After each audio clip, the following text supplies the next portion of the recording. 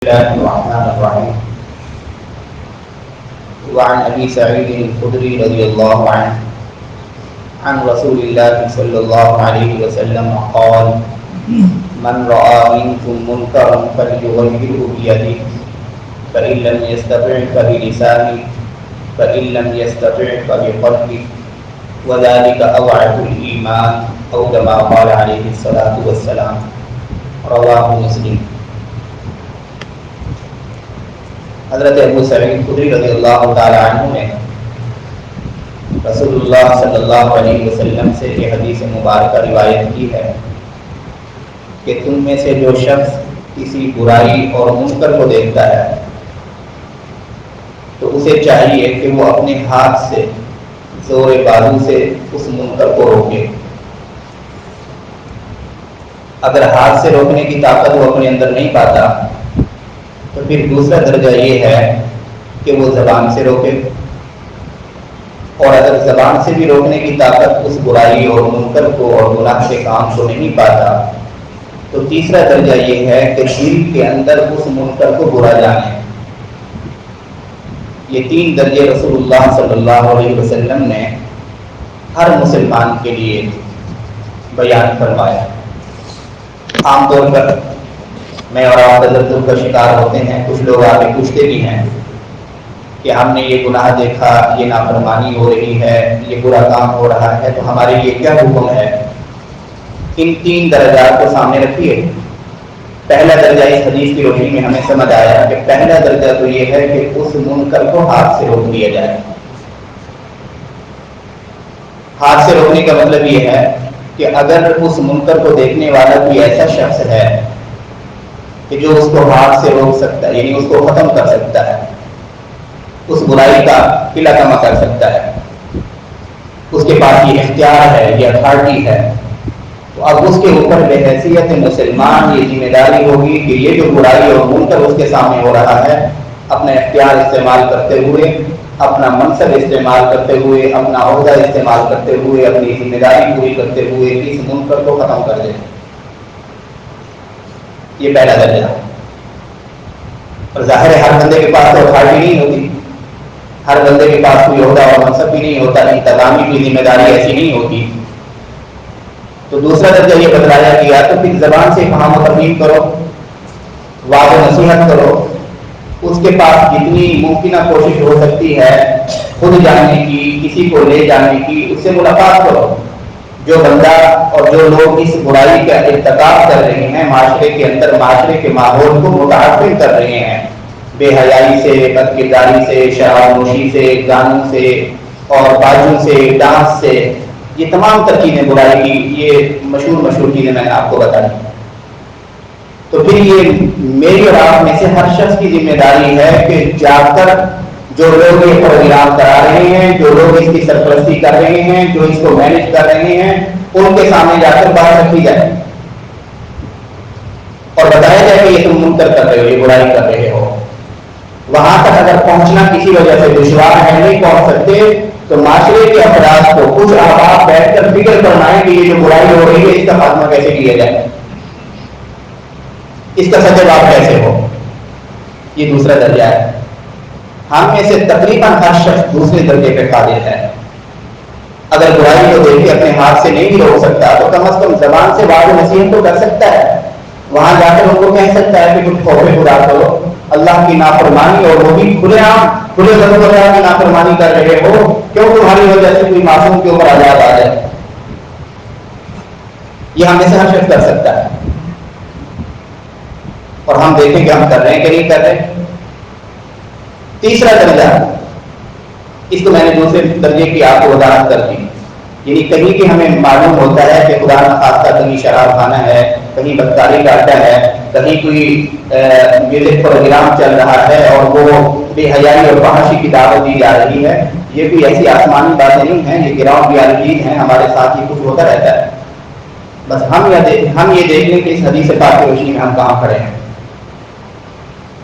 تیسرے نمبر پر آپ علیہ الصلوۃ والسلام نے فرمایا کہ ہاں اگر کوئی بندہ اس درجے کمزور ہے، یعنی اہل دین اس قدر کمزور ہو چکے ہیں، کسی ایسی جگہ پہ بندہ چلا گیا ہے کہ جہاں سارے ایلیٹ کلاس لوگ ہیں، قسم کے لوگ ہیں، یہ بیچارہ مزدور قسم کا بندہ ہے، یہ وہاں جاتا ہے، جا کے دیکھتا ہے یہ پروگرام ہو رہا ہے، اسے پتا ہے کہ میری پہنچ بھی نہیں ہے اور میں ان سے کوئی واضح نصیحت کی بات بھی نہیں کر سکتا، میرے لیے کوئی بظاہر کی صورت نظر نہیں آ رہی ہے، تو میری بات سننے کو بھی تیار نہیں ہوگی.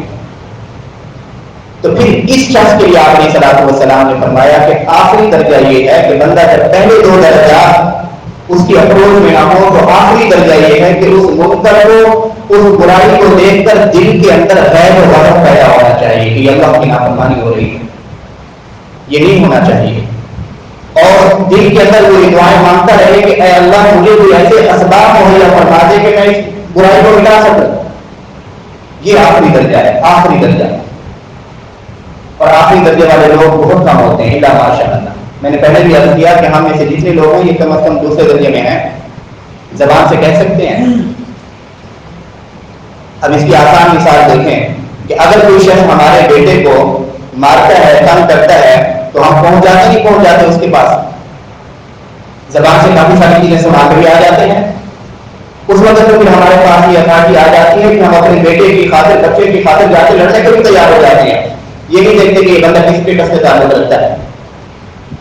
لیکن کیا ہم دوسرے درجے میں نہیں کہ اگر ہم دین کی بات جا کر کسی کے سامنے رکھ دیں کہ جو کچھ آپ کر رہے ہیں اس کے اوپر تو اللہ کا عذاب ہے، وعید ہے، اور ایسی وعید ہے کہ پھر اگر عذاب آ گیا تمہارے اس جرم کی وجہ سے تو معصوم لوگ بھی مارے جائیں گے، ہم میں سے ہر شخص کر سکتا ہے. پھر تیسرا درجہ آپ علیہ الصلوۃ والسلام نے بتا دیا، ظاہر ہے کچھ لوگ ایسے کمزور ہوتے ہیں. اس کے بعد تیسرے درجے کے بعد حضور نے فرمایا کہ دل سے برائی کو برا جاننا یہ تیسرا درجہ ہے، اس سے نیچے کوئی درجہ نہیں. وذالک اضعف الایمان، یہ ایمان کا سب سے کمزور ترین درجہ، آخری باؤنڈری ایمان کی. کیا مطلب ہے اس کا؟ یہ آخری جملہ میرے اور آپ کے لیے بڑا ہلا دینے والا جملہ ہے کہ حضور فرما رہے ہیں کہ اگر برائی کو دیکھ کر تم نے ہاتھ سے بھی نہیں روکا، برائی کو دیکھ کر تم نے زبان سے بھی اس کو برا نہیں کہا، اس بندے کو سمجھانے کی کوشش نہیں کی، اصلاح کی ممکنہ کوشش نہیں کی، دل سے بھی برا نہیں جانا اس برائی کو دیکھ کر، تو اس کا مطلب ہے کہ ایمان ختم ہو چکا ہے. اس لیے کہ یہ تو آخری درجہ تھا ایمان کا، آخری باؤنڈری. ایمان کی آخری باؤنڈری کے بعد پھر کیا چیز شروع ہو رہی ہے؟ نفاق اور کفر شروع ہو رہے ہیں. اب شیطان ہمارے درمیان میں رسول دل میں ڈالے. شاید ہم اتنا آسان تو نہیں ہے کافر بننا میرے بزرگوں اور دوستوں. جو لوگ اس قدر بے حس ہو جاتے ہیں کہ ان کے دل کے اندر اللہ کی نافرمان لوگوں کے بارے میں اور نافرمانی کے بارے میں ان کا دل نہیں دکھتا، ان کے دل کے اندر غیر و غضب پیدا نہیں ہوتا، تو پھر ان سے بڑی نہیں ہے کہ وہ کفر کی باؤنڈری کے اندر چلے جائیں. کوئی ایسا کلمہ کفر کہتے ہیں زبان سے، کوئی ایسا عمل جس سے لوگ دائرہ اسلام سے نکل کر کفر کے اندر چلے جائیں، کوئی ممکن کوئی باری نہیں ہے. اس لیے ہم اپنا جائزہ لیں. آج ہمارے یہاں بڑے فحاشی اور برائی کے اڈے ہیں. ایک بات ذہن میں رکھیے، اسلام غالب ہونے کے لیے آیا ہے. اسلام کیا ہونے کے آیا ہے؟ غالب ہونے کے لیے. میں اور آپ جس طرح امام کے پیچھے ہاتھ باندھ کے کھڑے ہوتے ہیں نا، ہم معاشرے کے پیچھے ہاتھ باندھ کے کھڑے ہوئے ہیں. معاشرے میں کوئی شخص آ کے اس گراؤنڈ کے اندر بھی، میں آپ یقین کے ساتھ کہہ رہا ہوں، اس گراؤنڈ کے اندر بھی کوئی آ کے فحاشی کا کام کرنا چاہے تو ہم گونگے بنے ہوئے ہیں مسجد کے سامنے. یہ صاف سکول ہے. اس سکول کے اندر بعض اوقات نمازوں کے اوقات کے اندر یہاں سے میوزک کی آواز آ رہی ہوتی ہے. کیا ہم نہیں سنتے؟ ہمارے کانوں میں آواز نہیں پڑتی. کس چیز کا ڈر ہے ہمیں؟ مجھے بتائیے کس چیز کا ڈر ہے؟ یہ حق بات وہاں رکھتے ہوئے، وہاں پہنچاتے ہوئے کس چیز کا ہمیں ڈر ہے؟ مجھے بتائیے نا. ماریں گے ہمیں، کھا جائیں گے ہمیں. اتنے ڈنگے بن گئے ہیں. یعنی اسلام اتنا بے سہارا اور یقین بن چکا ہے کہ مسلمان معاشرے کے اندر بچوں کو ڈانس سکھایا جائے، جو کچھ کیا جائے. یہاں بھی اگر آگے کوئی ڈانس کرنے لگ جائے، بچوں کو فحاشی اور میوزک چلتا رہے، خاموشی کے ساتھ نماز پڑھنے مسجد میں جا رہے ہیں. اسلام یتیم ہونے کے لیے نہیں آیا. اتنی قسم کرسی والی زندگی گزارنے کے لیے اسلام نہیں آیا. اسلام تو غالب ہونے کے لیے آیا. غالب جو اسلام مسلمان معاشرے کے اندر بھی غالب نہ ہو سکے تو وہ کفر میں کیسے غالب ہوگا؟ مجھے بتائیے. یعنی جو اسلام مسلمان معاشرے کے اندر دبا ہوا ہو، مغلوب ہو، تو یہ مسلمان جا کر کافروں پہ کیسے غالب ہوں گے؟ تھوڑا سا سوچا کریں. یہ ہو جائے گا کچھ بھی نہیں ہوگا. اللہ اور اس کے رسول کے مقابلے میں پوری دنیا کی مخالفت کی مول لینی پڑے تو یہ زبردست ہوتا ہے.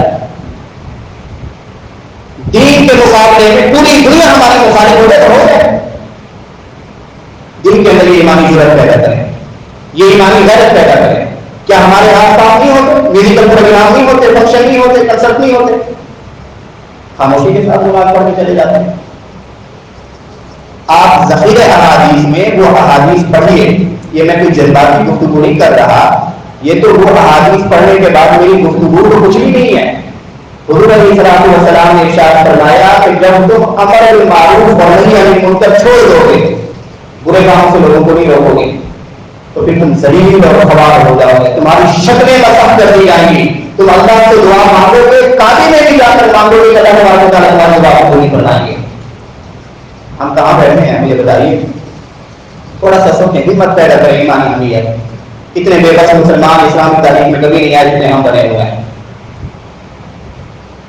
یہ رفاہی مرغی نہیں ہوتی, بس جہاں بیٹھی ہے تو بس بیٹھی, ہم اسی طرح بیٹھے ہوئے ہیں. اسی طرح صحابہ کرام رضوان اللہ علیہم اجمعین ایک ایک صحابی دینی حقیقت اور غیرت کا ایک مجسمہ تھا, مجسمہ. کسی کو ضرورت نہیں ہوتی کہ کافر کو کہ وہ دین کے خلاف بات کرے کسی صحابی کے سامنے.